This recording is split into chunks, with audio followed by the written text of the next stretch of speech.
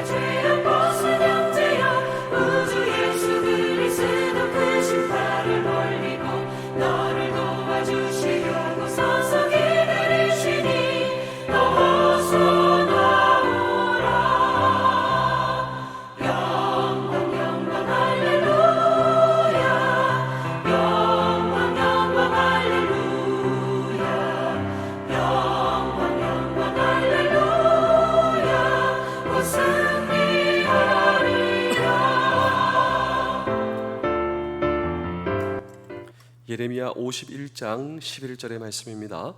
화살을 갈며 둥근 방패를 준비하라.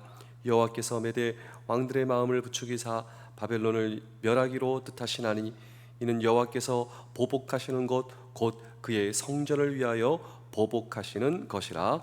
아멘.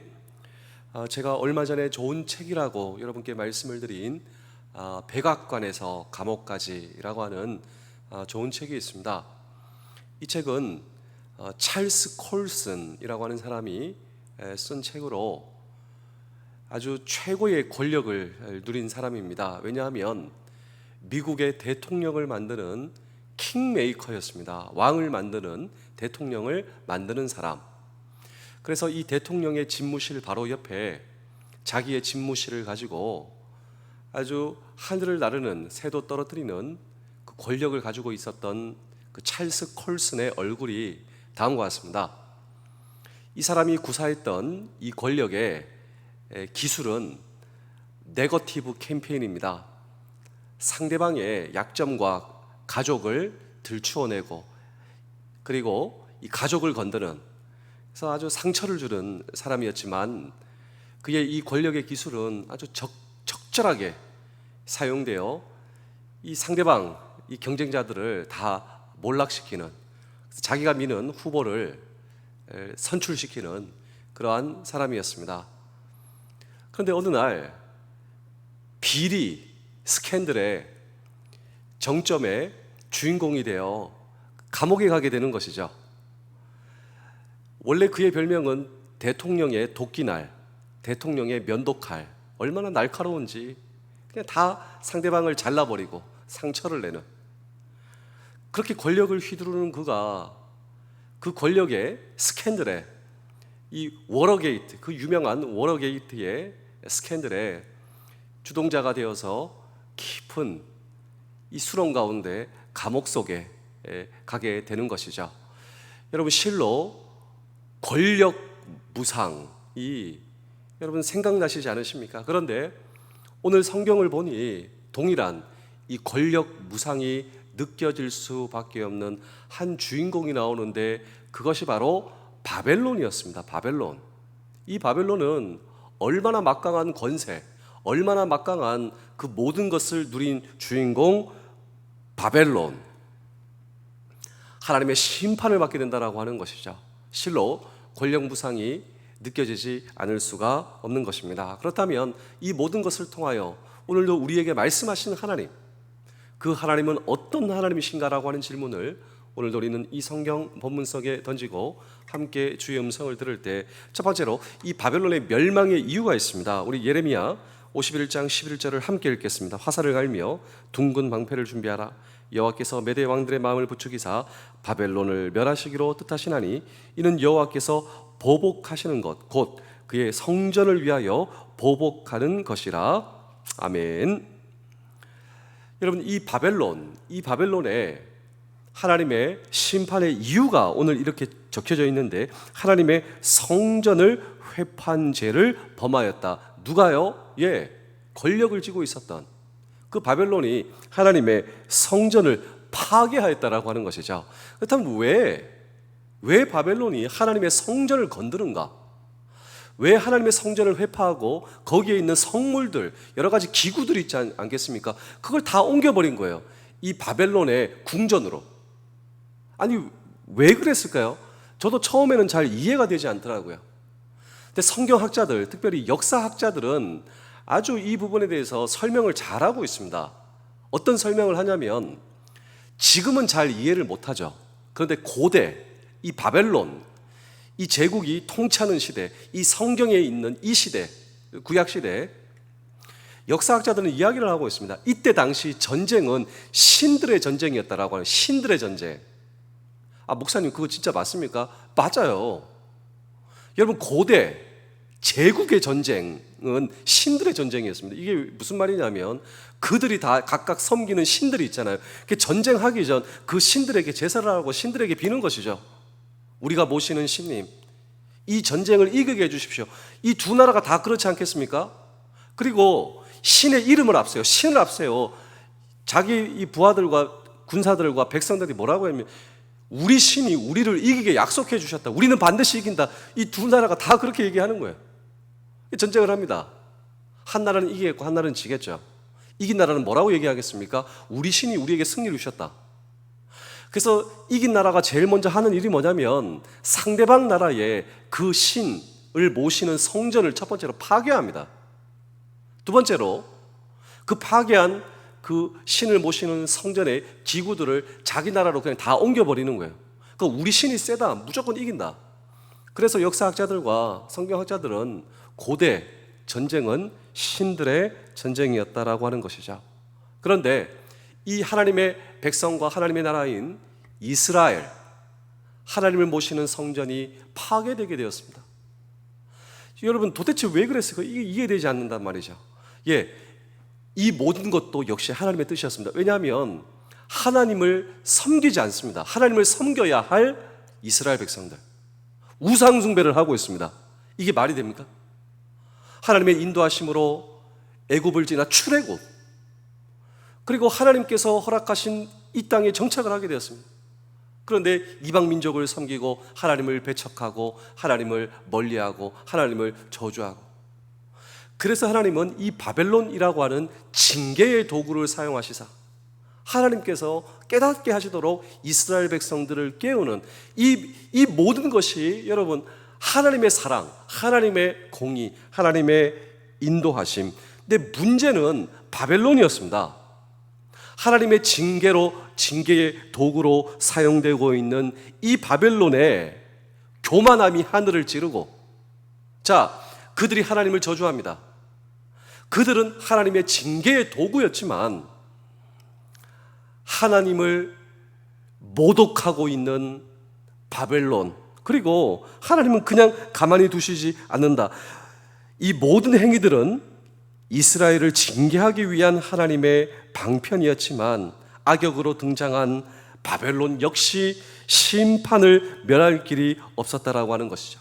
그들의 교만은 하늘을 찌르고 있었고 그들의 부는 부족함이 없었고 뿐만 아니라 바벨론의 지혜와 지식은 매우 높은 수준에 이르러 있었다. 이 모든 것들은 바벨론을 교만하게 하기에 충분한 조건이었으며 교만하고 오만했던 바벨론, 그들은 하나님을 의식하지 않았습니다.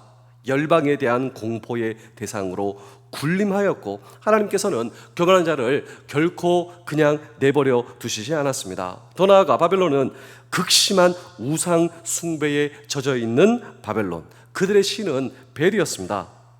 하나님의 계명을 어김과 동시에 하나님의 존재를 부정하며 신성 모독하고 있는 바벨론. 여러분, 이 모든 것들이 멸망의 길로 달려가고 있었던 여러분 바벨론을 우리 함께 바라보고 있는 것입니다. 그렇다면 우리 사랑하는 성도 여러분, 장병 여러분, 군가정 여러분, 오늘 이 모든 것을 통하여서 오늘 저와 여러분들이 잊지 말아야 할 중요한 부분이 있습니다. 우리 하나님은 나의 하나님, 역사의 하나님, 나라도 움직이시며 권세자도 움직이시며 나의 생명도 붙잡고 계시는 하나님, 그 하나님을 의식하고 그 하나님을 오늘 저와 여러분들의 진정한 주인으로 섬겨야, 이것이 오늘 이 성경 본문이 저와 여러분들에게 주시는 메시지지 않겠습니까? 또 오늘 저와 여러분들이 교만하시면 안 됩니다. 세상에 부를 가졌다고 모든 것을 가진 듯한 오늘 저와 여러분 부가 많아지면요 마음이 높아진다. 성경의 경고입니다. 그래서 우리는 모두가 부를 갖고 싶어 하지만 모두가 부를 가지지 못하죠. 여러분, 오늘 저와 여러분들이 부족함이 있다. 여러분, 부족함이 있기에 하나님이 나의 하나님 되십니다. 설사 오늘 저와 여러분들 하나님께서 우리에게 부를 주시잖아요. 모든 것을 가진 듯한 여러분 사람은요 교만하게 하십니다. 결코 하나님께 여러분 교만하면 안 됩니다. 부를 가져서 교만하면요 그것은 모든 것을 잃을 수가 있습니다. 신앙에서 떠날 수가 있습니다. 오늘 저와 여러분, 우리의 창조주, 우리의 주인이신 주님, 여러분 그 주님 앞에 오늘도 겸손하고 겸손할 수 있는 우리 모두 되실 수 있기를 주의 이름으로 축복합니다. 그런데 바벨론은 그러지 못했습니다. 이스라엘도 그러지 못했습니다. 이것을 저와 여러분 이 말씀의 거울로 삼으실 수가 있어야겠습니다. 두 번째로 멸망의 과정과 내용이 나오고 있는데 우리 예레미야 51장 12절입니다. 바벨론 성벽을 향하여 깃발을 세우고 튼튼히 지키며 파수꾼을 세우며 복병을 매복시켜 방비하라. 이는 여호와께서 바벨론 주민에 대하여 말씀하신 대로 계획하고 행하심이라. 자, 여기 보시면 바벨론 거민에 대하여 말씀하신 대로 경영하시고 행하십니다. 이 말씀은 바벨론 거민을 멸하시기로 하셨으니 그 뜻하신 대로 반드시 이루시다. 이것도 하나님의 뜻 가운데 있었다라고 하는 것입니다. 징계의 도구 바벨론, 너도 결코 하나님의 심판에서 제외된 것이 아니다. 하나님의 의지와 결심이죠. 그래서 이 바벨론을 심판하시기 위해서 하나님께서는 메대, 바사를 도구로 사용하십니다. 예레미야 51장 11절입니다. 화살을 갈며 둥근 방패를 준비하라. 여호와께서 메대 왕들의 마음을 부추기사. 그래서 여러분 세계 역사 가운데 바벨론, 그 다음에 페르시아. 근데 이 페르시아 제국이 어디서부터 나왔는가? 메대, 바사의 연합입니다. 여러분 성경은 역사예요. 하나님의 역사죠. 사실 이 세상 역사는 권세자들의 역사, 왕들의 역사, 제국의 역사인 것 같지만 그 이면에 이 모든 것들을 하나님의 도구 그리고 하나님의 섭리 가운데 움직이시는 하나님의 역사를 우리는 함께 바라보고 있는 거예요. 하나님의 때가 이르자 이 페르시아만 북부의 메대와 바사를 병합시켜 바벨론으로 향하게 하십니다. 유다를 징계하기 위하여 바벨론을 도구로 삼으셨던 하나님께서 그 바벨론을 심판하시기 위하여 메대 바사를 도구로 사용하고 계시는 하나님, 이것을 통하여서 저와 여러분 잊지 말아야 할 것은요 오늘 저와 여러분도 마찬가지입니다. 사실 우리 주변에 권세자들이 이 역사를 움직이는 것 같지만 그 이면에 그들을 움직이시고 그들도 섭리하시는 하나님, 오늘도 이 하나님께 나오셔야 됩니다. 오늘도 이 하나님께 우리 나라를 위해서 기도하실 때 여러분, 정말 우리가 이 리더십을 위해서 기도하지만 그 리더십 가운데 계시는 하나님께 오늘 저와 여러분, 나라와 민족을 위해서, 우리 군을 위해서, 우리 해병대를 위해서, 우리 부대를 위해서 기도하실 수 있는 저와 여러분 되실 수 있기를 주의 이름으로 축복합니다. 마지막으로 오늘 이 성경 본문을 통해서 우리가 붙잡아야 할 이 성경의 메시지가 있다면 이름입니다. 이름. 여러분, 성경은 정말 이 이름을 중요하게 생각하는데 궁극적 이 이름의 권세자 여호와 하나님의 이름이 등장합니다. 우리 예레미야 51장 19절입니다. 야곱의 본깃은 그와 같이 아니하시니 그는 만물을 지으신 분이시요 이스라엘은 그의 소유인 지파라. 그의 이름은 만군의 여호와시니라. 여러분, 놀랍지 않습니까? 이스라엘은 하나님의 소유예요. 하나님의 소유인 그들이 하나님을 망각합니다. 하나님을 섬기는 것이 아니라 우상을 섬깁니다. 여러분, 경제를 섬깁니다. 군사를 섬깁니다. 그래서 이스라엘의 역사는 하나님을 섬길 때 모든 것이 부족해도 모든 것이 잘 됩니다. 그러나 하나님을 잊어버리고 모든 것이 잘 될 것 같은데 아무것도 되지 않는 이것이 비단 이스라엘만의 역사겠습니까? 오늘 저와 여러분들의 역사인 것입니다. 그런데 그 하나님의 여호와 하나님, 그 이름을 잊지 말라고. 우리도 그의 소유라고. 여호와의 뜻이 뭔가? 스스로 있는 자. 우리 하나님은 스스로 있으시기에 심판의 주인이십니다. 오늘도 저와 여러분들은 심판의 주 앞에 서 있습니다. 우리의 생명이 이제 끝나갑니다. 풀에 꽃과 같습니다. 곧 시듭니다. 여호와 하나님 앞에 서는 것입니다. 스스로 있는 분이시기에 심판의 주. 그래서 오늘을 이 여호와의 이름, 오늘도 그 이름을 저와 여러분 기억하시며, 그리고 여호와 하나님 스스로 있는 분, 오늘도 저와 여러분들의 심판주이시기 때문에 그 심판의 주 예수 그리스도가 오늘 저와 여러분들의 구원자로 오셨습니다. First coming, 첫 번째로 오셨습니다. 다시 오실 그분, 우리가 늘 고백하지 않습니까? 주님 다시 오신다고. 목사님, 우리가 언제 그렇게 고백합니다? 매일 하고 있어요. 사실 예배 때마다 우리가 사도신경 가운데 뭘 고백하고 있습니까? 다시 오실 세컨드 커밍, 재림의 주, 그때 그분은 심판주로 다시 오신다라고 하는 것입니다. 오늘도 여호와 스스로 있으신 분, 그렇기 때문에 오늘도 저와 여러분들을 감찰하시고 심판의 주 앞에 서 있는, 오늘 저와 여러분 교만할 수가 없습니다. 오늘도 모든 것을 다스리시는 그 주님 앞에서 나에게 맡겨주신 사명을 감당하실 수 있는 우리 모두 되실 수 있기를 주의 이름으로 축복합니다. 저는 오늘 이 설교의 화두를 찰스 콜슨, 아주 이 권력을 쥐고 있었던 이 대통령을 만드는 사람, 그런데 그의 권력이 떨어져 감옥에 간 이야기로 오늘 설교를 시작하게 되었습니다. 그런데 이 감옥에서 주님을 만나죠. 누구를 통해서?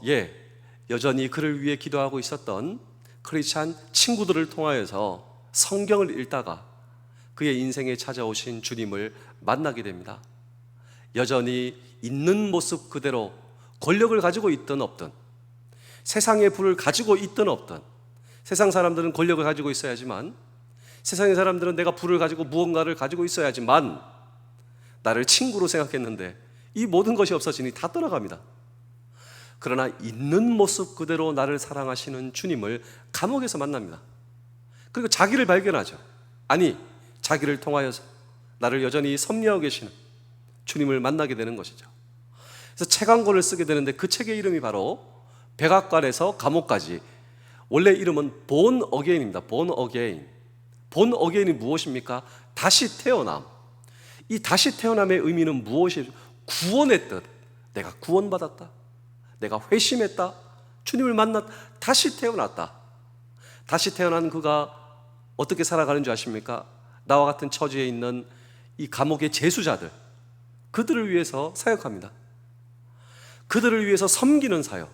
처음에는 무엇을 위해 섬기는, 권력을 위해 섬기는 근데 그의 인생의 후반전은 하나님을 섬기며 그리고 하나님을 만나게 하기 위한 그 사역에 귀하게 쓰임받아 지금도 이 미국에서는 종교계에 이 노벨상, 이 템플상이라고 템플상을 수여하게 돼요. 지금도 미국 사람들이 존경하고 좋아하는 찰스 콜슨의 하나님이 저와 여러분들의 하나님이시라. 이 세상 모든 것을 섭리하신 하나님, 그 하나님이 나의 하나님이십니다. 무엇을 걱정하십니까? 무엇을 두려워하십니까? 심판의 주, 스스로 계신 분, 그분이 나의 하나님. 오늘도 그 하나님을 붙드시고 그 하나님과 동행하시며 오늘도 맡겨주신 임무, 그 임무가 소중하기에, 중요하기에 쉽지 않으시겠죠. 오늘도 가정에서, 오늘도 부대에서, 모든 삶의 터전에서 그 심판의 주 여호와 하나님, 그 하나님이 나의 하나님이십니다. 왜 도움을 구하시지 않으십니까? 오늘도 두려워 말라, 놀라지 말라, 내가 너와 함께함이니라 말씀하시는 그 하나님께 의뢰하고 기도하고 함께 동행하실 수 있는 우리 모두 되실 수 있기를 주의 이름으로 축복합니다. 기도하겠습니다. 오늘 하루도 제가 만날 수 있는 모든 변수를 주님 앞에 올려드립니다. 저는 1분의 1분 후의 일도 예측할 수가 없습니다. 그래서 주님이 오늘도 필요합니다. 제가 예측할 수 없는 모든 변수들로부터 나의 동료들과 부대들과 가족을 지켜주시며 오늘도 저에게 주신 은혜를 당연히 여기지 않고 감동으로 맞이하는 아침 하루 되게 하여 주시옵소서. 주님이 내 힘의 원동력이 되어주시며 예수 그리스도의 이름으로 기도하옵나이다. 아멘.